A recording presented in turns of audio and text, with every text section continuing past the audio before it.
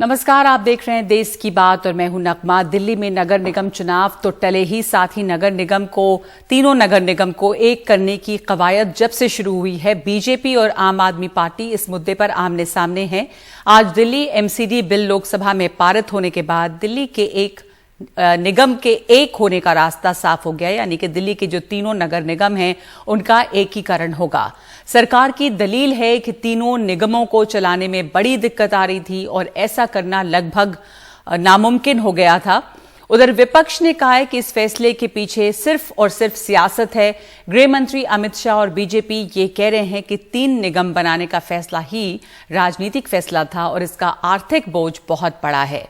लेकिन इस पर विपक्ष कई तरह के ऐतराज कर रहा है, जैसे एमसीडी चुनावों से ऐन पहले यह फैसला क्यों लिया गया है। दिल्ली नगर निगम की कुल सीटें घटकर 250 रह जाएंगी, सीटों का परिसीमन फिर से किया जाएगा और इसकी जो मुख्य वजह है विपक्ष के मुताबिक वो है कि सरकार चुनाव टालना चाहती है।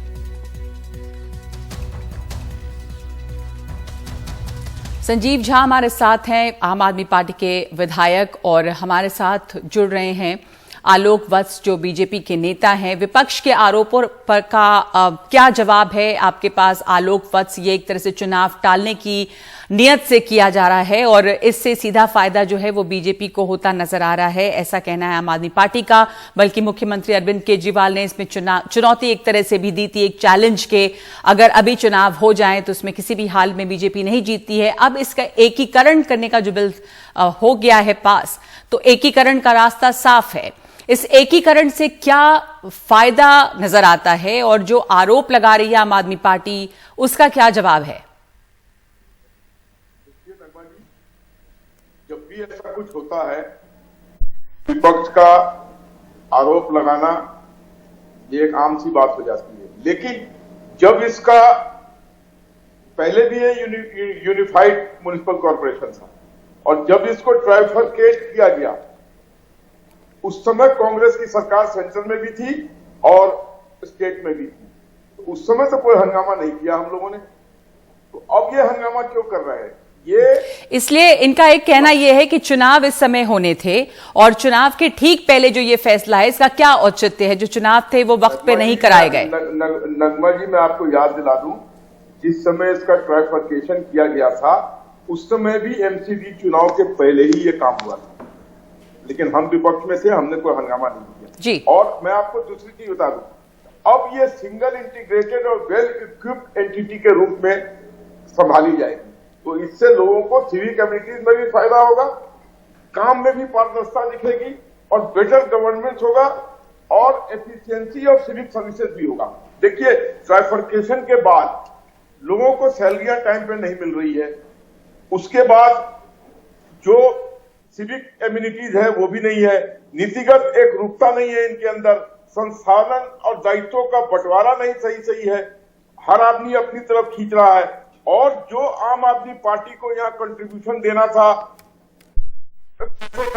उन्होंने उसका 20% भी नहीं दिया। तो अब इस सब चीजों को देखते हुए देखिए, दिल्ली में 2 करोड़ पे पार्षद की ठीक है, मैं आपकी बात, आप कह रहे हैं कि तमाम तरह की इरेगुलरिटीज हैं, सैलरी वक्त पे नहीं मिल रही है और चुनाव के पहले भी ये फैसला लिया गया था, इसलिए अभी भी जो फैसला है चुनाव के पहले लिया गया। हालांकि इसका तर्क क्या है कि अगर पहले ये हुआ था, आपने कोई इस पर विरोध नहीं किया, इसलिए अभी ये फैसला जो लिया गया है इस पर आम आदमी पार्टी को विरोध नहीं करना चाहिए। तो आम आदमी पार्टी के संजीव यहां पर हैं मौजूद। संजीव जी, आप लोगों को इस पर इतना ज्यादा ऐतराज क्यों है? अगर एकीकरण होता है तो इससे आपको नुकसान क्या दिख रहा है? ये चलाना जो है एमसीडी को वो बेहतर होगा, ऐसा इसके पीछे एक तर्क दिया गया है, पर आपको इससे इतना बड़ा खतरा क्या नजर आता है? कैसे चुनाव पर असर पड़ जाएंगे?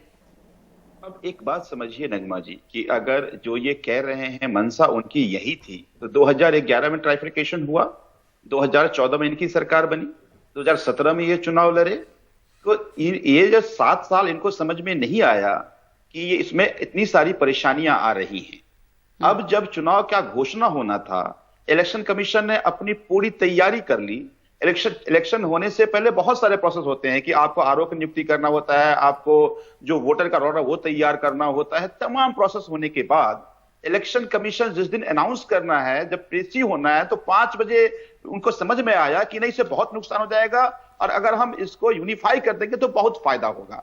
अब आप नहीं, मैं आपसे वही पूछ रही हूँ, एक मिनट, वो तो मैं समझ गई कि चुनाव के ठीक पहले इन्होंने ये फैसला लिया है। अगर आप पॉइंट्स में बता सकें कि चुनाव के ठीक पहले ये फैसला लेने से आपको क्या नुकसान हो रहा है अगर एकीकरण होता है एमसीडी का? तो देखिए, सबसे पहली बात, तो सबसे बड़ी बात कि आज 2011 में ट्राइफिकेशन होने के बाद जब आज यूनिफाई करने की कोशिश की जा रही है और ये कह रहे हैं कि हम 250 सीट करेंगे, मतलब ये है कि ये डिलिमिटेशन करना है।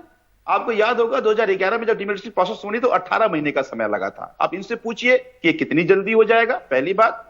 दूसरी बात कि ये अगर आप यूनिफिकेशन कर रहे हैं तो इसमें आखिर फायदा क्या होगा, आपने कहीं नहीं बताया। आप 250 होने से क्या दिल्ली को फायदा हो जाएगा, क्या फंड का क्या ऐसा अरेंजमेंट आप कर देंगे?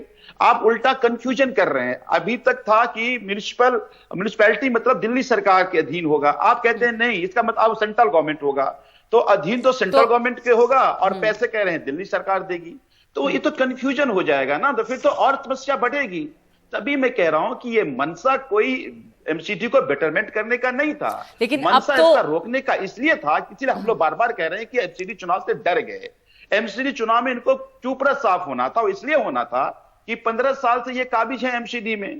पिछली बार उन्होंने तरह तरह के वादे किए थे, उन्होंने कहा था कि दिल्ली सरकार पैसे नहीं देगी तो हम केंद्र सरकार से पैसे लेकर के आएंगे। उन्होंने कहा था कि 100 दिन में पूरे दिल्ली को हम चमका देंगे, कोई नया टैक्स नहीं लगेगा, पूरे का पहाड़ खत्म हो जाएगा। लेकिन 5 साल में फिर से वही लूट खसोट जारी रहा। इनके पास अब कहने को कुछ नहीं है। मजे की बात यह है कि आज मैं किसी प्रोग्राम में गया तो एक काउंसलर आया था, उसने कहा कि देखो जी अब यूनिफाई हो रहा है तो अब सबको सैलरी मिल जाएगी। अब समझिए कि एक ही इनका एजेंडा है कि पिछले 5 साल में अपने एमसीडी के स्टाफ को सैलरी तक नहीं दे पाए, अब वो एक नया बहाना यूनिफाई हो जाएगा, सैलरी आ जाएगी। कैसे सैलरी आ जाएगी भाई? पैसे कहां से कैसे आ जाएगी सैलरी? पैसे कहां से आ जाएंगे? आलोक जी अब जवाब देना चाहेंगे इसका, एकीकरण से कैसे इससे सुधार आ जाएगा? जी आप ही से पूछ रही हूं आलोक जी।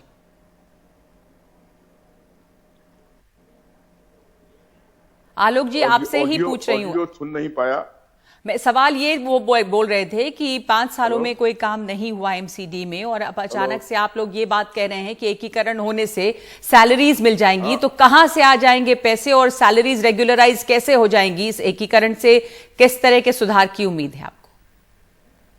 देखिए, ये जो बार बार कह रहे हैं कि हमारे पास ये पावर नहीं है, तो इनको मैं बता देना चाहता हूं संजीव झा जी को कि according to article 239AA of India, the Parliament has the power to amend or form laws related to the matter of Delhi Assembly। तो उसके तहत ये कार्रवाई हो रही है। और अब ये सेंट्रल गवर्नमेंट का पार्टिसिपेशन 40,000 करोड़ रुपया केजरीवाल सरकार को देना था, वो 7,000 करोड़ देके अपना हाथ खींच ली। तो अब जब सेंट्रल गवर्नमेंट का पार्टिसिपेशन होगा तो सेंट्रल गवर्नमेंट उसमें पैसा देगी और ये सब चीजें रेगुलेट करेगी। अब 10 वर्ष में देख लिया कि इनको ट्राइफिकेशन करने के बाद इसमें कोई इंप्रूवमेंट नहीं हुआ है, तो इसलिए अब इसको यूनिफाई करके और एक पारदर्शिता के साथ better government, efficiency of civic services, सारी चीजें आ जाएंगी। और ये जो बार बार कह रहे हैं कि हम डर के भाग रहे हैं इलेक्शन से, अरे भाई आप हमारे साथ इलेक्शन यूपी में लड़े, आप हमारे साथ इलेक्शन उत्तराखंड में लड़े, आप हमारे साथ गोवा में लड़े, एक गोवा को छोड़ के और सब जगह तो आप 0 पर आउट हो गए, तो हम आपसे भाग कहां रहे हैं? और भागने का क्या सवाल होता है? 5-6 महीना 10 महीना आगे पीछे इलेक्शन होगा, अगर आप नहीं मजबूत हैं तो 10 महीने के बाद आ जाइएगा, इसमें क्या। लेकिन दिल्ली की इस व्यवस्था को अगर इतनी लचर और खराब हो गई है तो सेंटर मूक दर्शक बनकर तो देख नहीं सकता है इसको, उसको कोई ना कोई कारगर कदम तो उठाने पड़ेंगे। उसी के तहत ये कार्रवाई हो रही है और हमारे पास वो पावर्स है जिसके तहत हम ये काम कर रहे हैं। हम कोई अनकॉन्स्टिट्यूशनल काम नहीं कर रहे हैं। आप चैलेंज कीजिए आर्टिकल 239AA को कि हाँ इसमें हमें पावर भेस्ट है या नहीं है। इसलिए ऐसी बातें मत कीजिए। ये एक बेटर गवर्नेंस के लिए है। आप ही सरकार में आएंगे तो आ जाइएगा, लेकिन उससे तो बेहतर काम होगा। संजीव जी, आप इसका जवाब तो देना जनता चाहेंगे कि जनाब, आप लोगों को इससे इतनी परेशानी, अगर आप इतने मजबूत हैं और नहीं नगमा जी, ये कह रहे कि हमारा सुपड़ा साफ हो जाएगा, ये होते हैं कौन ये कहने वाले? वो उनका ये कहना है कि चूंकि चुनाव के ठीक पहले चुनाव टालकर इस तरह के एकीकरण की कवायद शुरू की गई, इसका मतलब है कि चुनाव से आप लोग घबरा गए थे और आप चुनाव को टालना चाह रहे थे। आवाज नहीं आ रही आलोक जी आपको। संजीव झा, घबराने की क्या बात है? देर हो सकता है पर जिनाई तो नहीं हो सकता है। होना तो है ही चुनाव। वो चुनाव ठीक है, तो अगर इससे एडमिनिस्ट्रेटिव सुधार होता है, अब तो ये तय हो गया है। संजीव झा, 1 मिनट, आपकी आवाज पहले आपको आवाज नहीं आ रही थी और अब मैं सवाल आगे बढ़ रही हूं। 1 मिनट आलोक जी, 1 सेकंड। संजीव झा, ये बताइए कि आप चुनाव जब भी होंगे, अगर आपको ये विश्वास है कि आपकी स्थिति इतनी मजबूत है, तो चुनाव आप बहरहाल जीत सकते हैं। इस एकीकरण से आप लोगों को इतना ज्यादा परेशानी है क्यों? और इससे एडमिनिस्ट्रेटिव अगर चेंजेस होते हैं तो उससे आम आदमी पार्टी को इतनी दिक्कत क्यों है?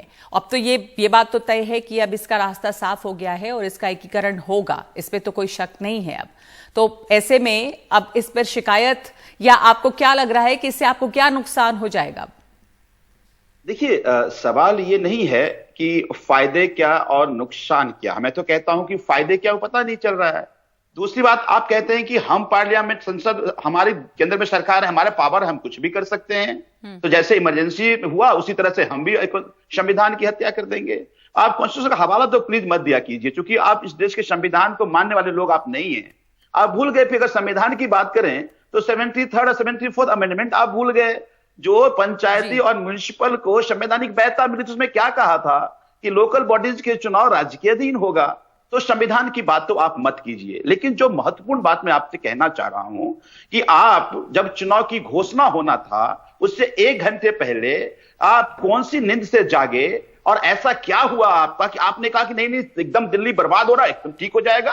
6 महीने से इलेक्शन की तैयारी चल रही थी, 7 साल से आप थे, तब क्यों नहीं आपको सुधार समझ में आया कि गड़बड़ियां? उन्होंने तो उसका जवाब दे दिया कि पहले भी जब एमसीडी में तो 7 साल पहले से कर लिए होते, या आप 6 महीने से चुनाव की प्रक्रिया से संजीव झा, पर इसका ये कोई जवाब नहीं कि उन्होंने पहले क्यों नहीं किया। अब उन्होंने अभी अगर किया, जैसे उन्होंने तो इसका ये जवाब दे दिया कि पहले भी ऐसे ही हुआ, तो चुनाव के पहले हमने भी चुनाव के पहले किया। अब तो उन्होंने ये कर दिया चुनाव के ठीक पहले। 7 महीने पहले होता तो क्या फर्क पड़ता, और अभी हुआ तो क्या नुकसान इसका हो गया?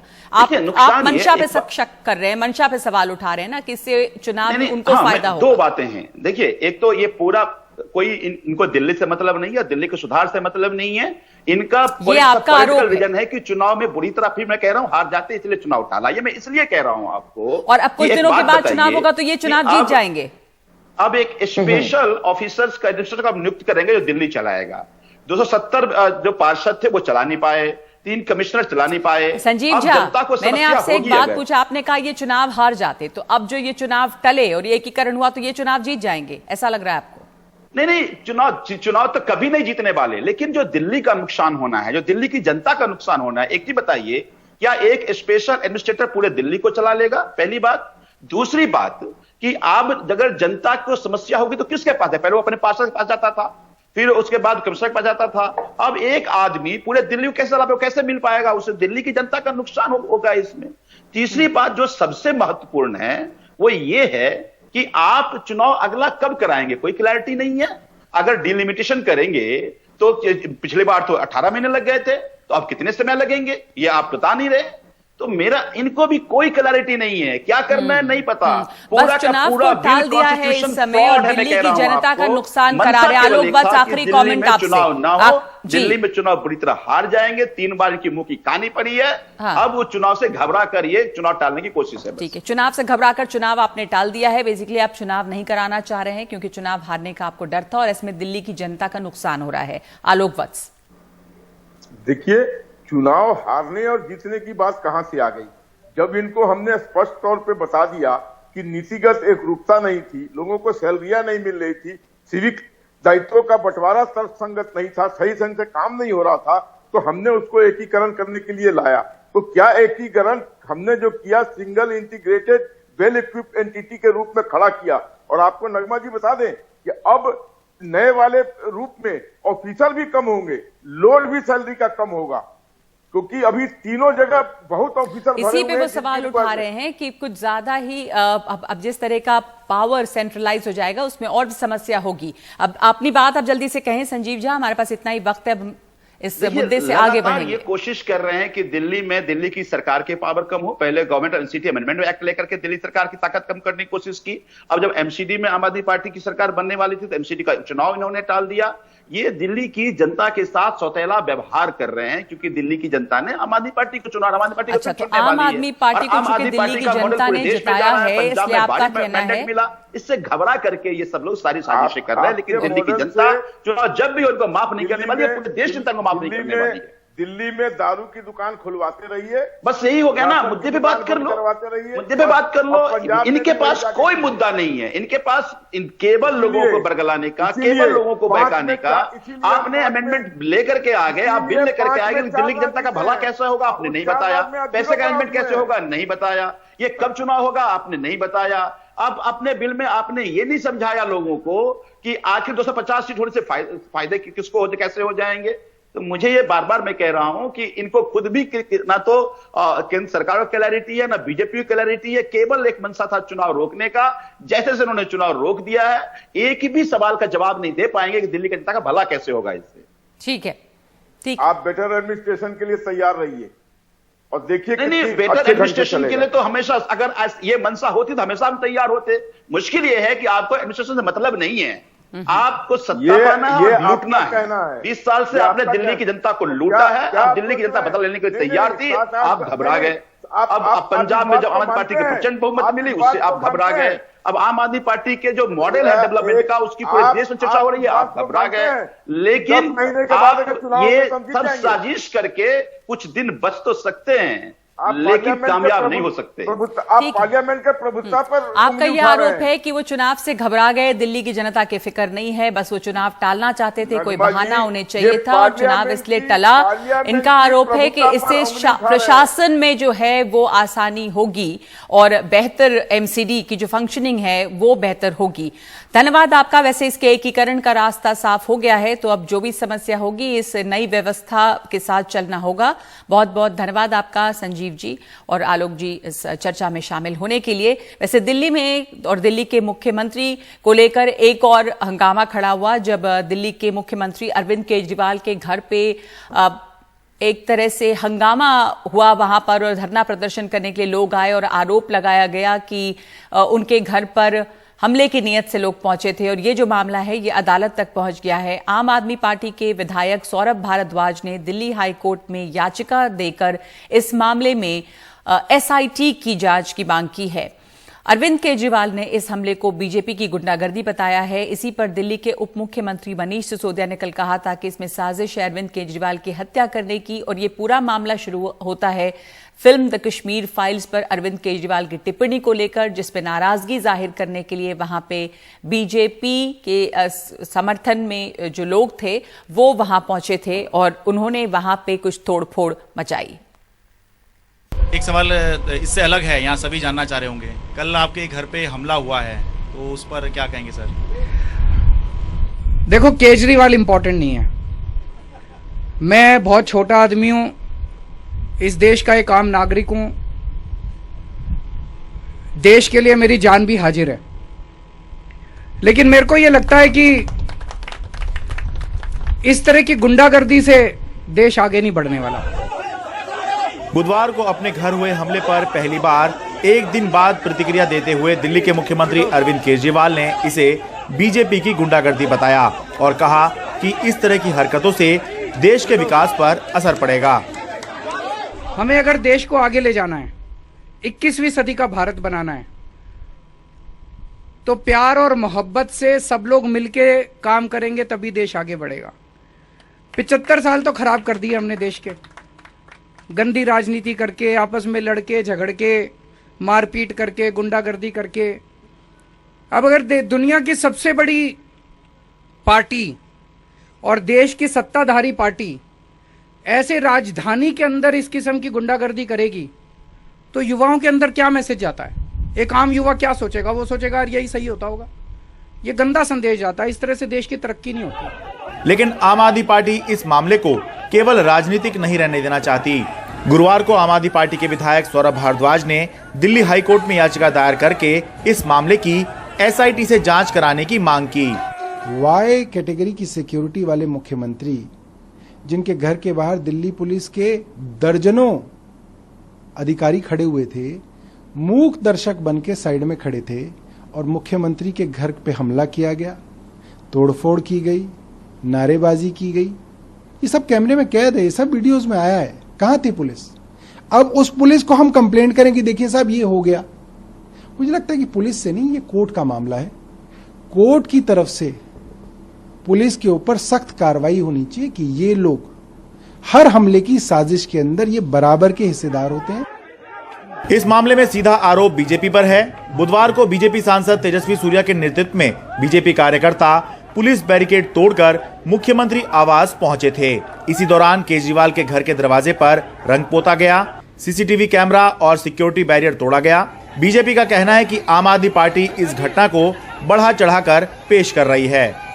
जो घटना कल हुई उसको ये बहुत बड़ा चढ़ा के पेश कर रहे हैं और जिस प्रकार से कह रहे हैं कि मुख्यमंत्री की हत्या की कोशिश हुई है, ये सरासर गलत है। चूंकि आज आम आदमी पार्टी और अरविंद केजरीवाल विधानसभा में हुई घटना के ऊपर जो हंसे थे कश्मीरी पंडितों को लेके, उस पे वो एक्सपोज हो चुके हैं। पूरा हिंदुस्तान आज गुस्से के अंदर है। दिल्ली पुलिस ने इस मामले में अभी तक 8 लोगों को गिरफ्तार किया है। सूत्रों के मुताबिक ये सभी बीजेपी युवा मोर्चा के सदस्य हैं। दिल्ली पुलिस ने इस मामले में अज्ञात लोगों पर एफआईआर दर्ज की थी। मुख्यमंत्री के घर की सुरक्षा की जिम्मेदारी दिल्ली पुलिस की है। ये हमला इसलिए हो सका क्योंकि कहीं ना कहीं दिल्ली पुलिस अपना काम करने में चूकी। जवाबदेही दिल्ली पुलिस की है, लेकिन अभी तक ना तो दिल्ली पुलिस ने अपनी गलती मानी है और ना ही कोई सफाई सामने आई है। दिल्ली से अपने कैमरा सहयोगी एजी जोसेफ के साथ मैं शरद शर्मा, एनडीटीवी इंडिया। और इस वक्त एक ब्रेक ले रहे हैं। देश की बात में आगे सांप्रदायिकता के खिलाफ उठी कॉरपोरेट जगत की आवाज।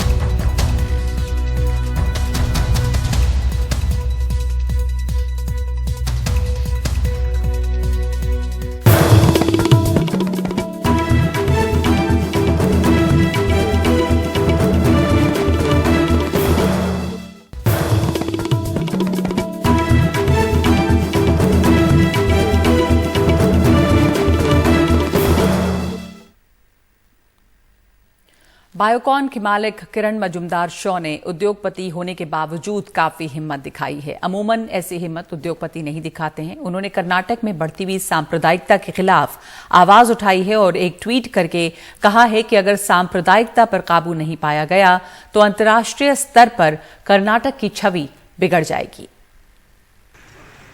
कर्नाटक में हलाल मीट के खिलाफ विशेष अभियान। इन पर्चियों के जरिए हिंदुओं से दक्षिणपंथी संगठन अपील कर रहे हैं कि वो मुस्लिम दुकानों से हलाल मीट न खरीदें।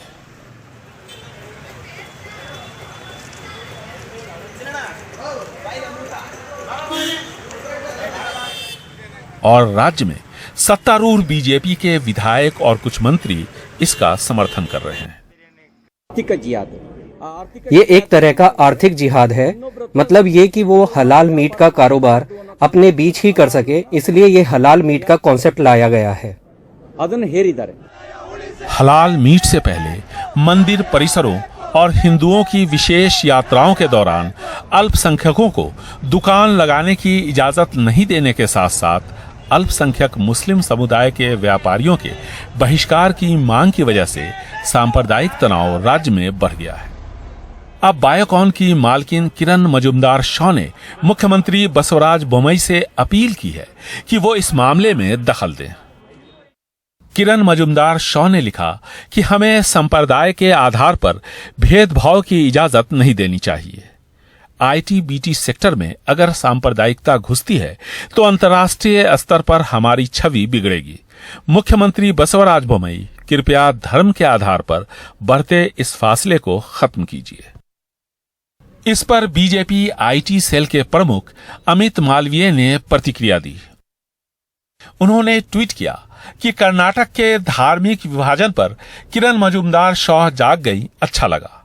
हिजाब मुद्दे पर जब वहां अल्पसंख्यक युद्धरत थे और जब कांग्रेस गैर हिंदुओं को हिंदू संस्थानों से दूर रखने का कानून बना रही थी, तब वो क्यों चुप थी? इधर पूर्व मुख्यमंत्री कुमारस्वामी ने भी मुख्यमंत्री बसवराज बोम्मई के खिलाफ मोर्चा खोल दिया। ಈ ಸರ್ಕಾರಕ್ಕೆ ಏನಾದರೂ ಮಾನ ಮರ್ಯಾದೆ ಇದ್ರೆ इस सरकार को शर्म है भी या नहीं और मुख्यमंत्री में मर्दानगी है या नहीं। मैंने अब तक अपना गुस्सा काबू में रखा हुआ था, आखिर मुख्यमंत्री क्यों चुप हैं? ದಿವಸದಿಂದ ಈ ತರ ನಡೀತಾ ಇದೆ, ನಮಗೇನೋ ಗೊತ್ತೇ ಇಲ್ಲ ಅನ್ನೋ ರೀತಿಯಲ್ಲಿ ಮೌನವಾಗಿದ್ರೆ बहुत से संगठन कभी कुछ बैन करने की मांग करते हैं, कभी कुछ और करते हैं। हमें पता है कि किसका जवाब देना है और किसका नहीं। जहां जरूरत नहीं है वहां हम ध्यान नहीं देते। समाज धर्म के आधार पर बंट रहा है, धार्मिक उन्माद लगातार बढ़ रहा है। वो युवा जो कल तक अपनी बेरोजगारी को लेकर चिंतित थे, आज एक दूसरे संप्रदाय के खिलाफ नफरत फैलाने में व्यस्त हैं और नेता अपनी राजनीति में। नुकसान ब्रांड कर्नाटक का हो रहा है।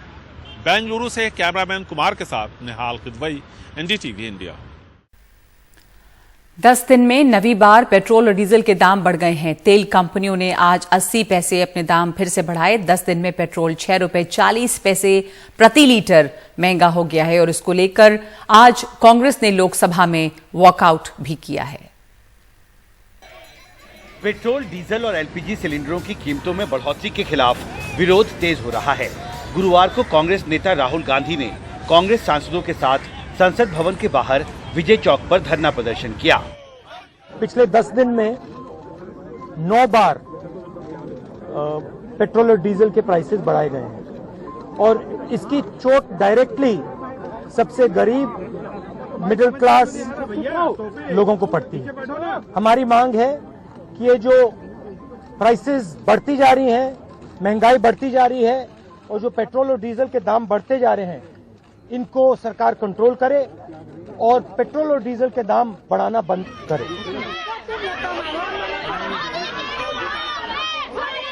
इसके कुछ ही घंटों बाद सैकड़ों महिला कांग्रेस की कार्यकर्ता संसद परिसर की गेट पर पहुंच गईं और महंगाई रोकने में सरकार की नाकामी के खिलाफ नारे लगाए। लोकसभा में कांग्रेस सांसदों ने सदन से वॉकआउट किया। सरकार से हम लोग ये मांग किए थे कि भाई प्राइस राइस पे हमारे सदन के अंदर चर्चा होना चाहिए। स्पीकर साहब और सत्तारूढ़ पार्टी प्रिंसिपल तो मान लिया कि हाँ होना चाहिए, लेकिन साथ में एक कैविएट लगा दी कि अगर मिनिस्टर जिनकी दफ्तर में प्राइस राइस की मुद्दा आते हैं, ये मिनिस्टर की अवेलेबिलिटी के ऊपर, मतलब मिनिस्टर जब सुविधा होगी मिनिस्टर के, तब ये चर्चा होगी। तो मतलब अभी हम इसमें फंसे हुए हैं। दरअसल गुरुवार को ही तेल कंपनियों ने पेट्रोल और डीजल की कीमतें पिछले 10 दिन में 9वीं बार बढ़ा दी। पिछले 10 दिनों में दिल्ली में पेट्रोल 6 रुपए 40 पैसे प्रति लीटर महंगा होकर 101 रुपए 81 पैसे प्रति लीटर का हो गया, जबकि दिल्ली में डीजल भी 6 रुपए 40 पैसे प्रति लीटर महंगा होकर 93 रुपए 7 पैसे प्रति लीटर का हो गया है। मेट्रो शहरों में मुंबई में पेट्रोल सबसे महंगा 116 रुपए 72 पैसे प्रति लीटर और डीजल 100 रुपए 94 पैसे प्रति लीटर का हो गया है। कोई कुछ कर ही नहीं रहे ना, दिन पर दिन बढ़ते जा रही है। गैस का और एलपीजी, पेट्रोल, डीजल सब बढ़ते जा रही है, महंगाई बढ़ते जा रही है, उस हिसाब से कोई कुछ नहीं कर रही है। तो कोई सरकार आ जाओ, ये तो बढ़ाते रहेंगे। जब चुनाव आते हैं तो थोड़ा सा लॉलीपॉप दे देते हैं, उसके बाद सारे एक ही उसके हैं, एक ही थाली चट्टे बट्टे। उधर लोकसभा में प्रश्नकाल के दौरान सड़क परिवहन मंत्री नितिन गडकरी ने माना पेट्रोल और डीजल की कीमतों से निपटना एक समस्या है। Sir, I will assure you to the all honorable house that within 2 years the cost of electric two-wheeler, electric three-wheeler, electric four-wheeler will be equivalent to the petrol cost of the petrol vehicle, and the country will change. Our VR policy is import substitute, cost-effective, pollution-free, and indigenous. Sir, because of petrol and diesel, we are facing crucial problems. Already we see. So this is the only alternative by which going on alternative fuel, that is green hydrogen, electricity, ethanol, methanol, biodiesel, bio-LNG and bio-CNG. Ukraine युद्ध को लेकर बढ़ती अनिश्चितता की वजह से तेल संकट से निपटने की चुनौती भारत के लिए बड़ी हो रही है। हालांकि गुरुवार को एक समय कच्चे तेल की कीमत करीब 6% तक जरूर गिर गई थी, लेकिन अंतर्राष्ट्रीय तेल बाजार में कच्चे तेल की कीमत अब भी $100 प्रति बैरल के ऊपर बनी हुई है और इस वजह से भारत में पेट्रोल और डीजल की बढ़ी हुई कीमतों से जल्दी राहत मिलेगी, इसके आसार फिलहाल दिखाई नहीं देते। संसद भवन से राजीव रंजन और प्रेम सिंह के साथ हिमांशु शेखर, एनडीटीवी इंडिया।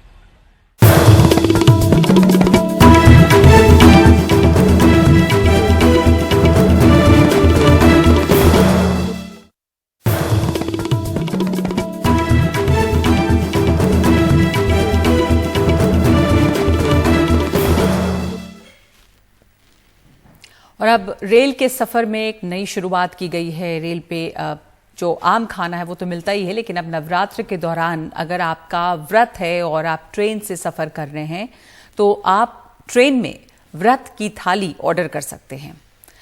ये अप्रैल से शुरू हो रहा है। IRCTC ने व्रत के खाने का इंतजाम किया है। नवरात्रि के दौरान आपका व्रत हो और ट्रेन का सफर लंबा है तो आप अपनी बर्थ पर व्रत की थाली ऑर्डर कर सकते हैं। कुछ इस तरह की थाली आपकी सीट पर IRCTC मुहैया करवाएगा। कीमत 99 रुपए से 250 रुपए के बीच होगी।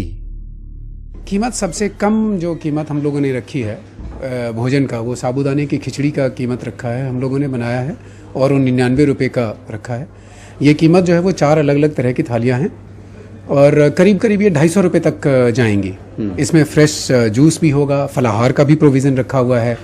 फिर हम लोगों ने साबूदाने की खिचड़ी के साथ साथ कुट्टू के आटे का पकोड़ा और उसकी खास करके उसकी रोटियां, ऐसी सब चीज़ें रखी हैं।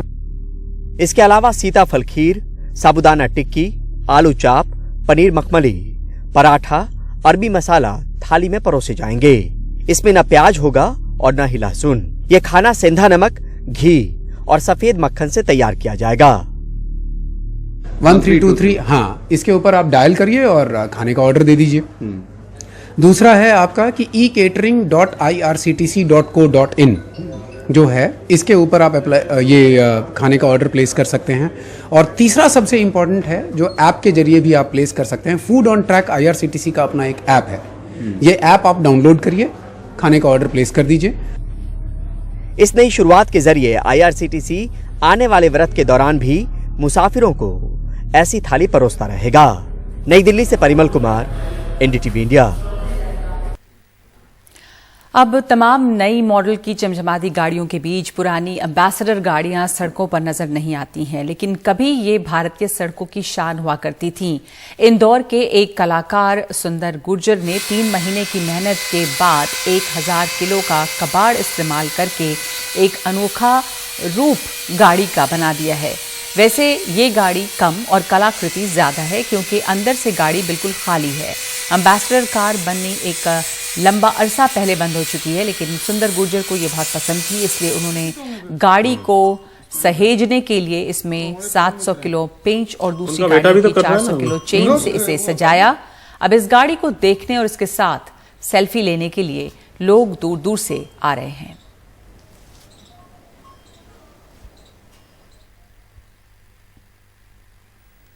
देश की बात में आज के लिए इतना ही। नमस्कार।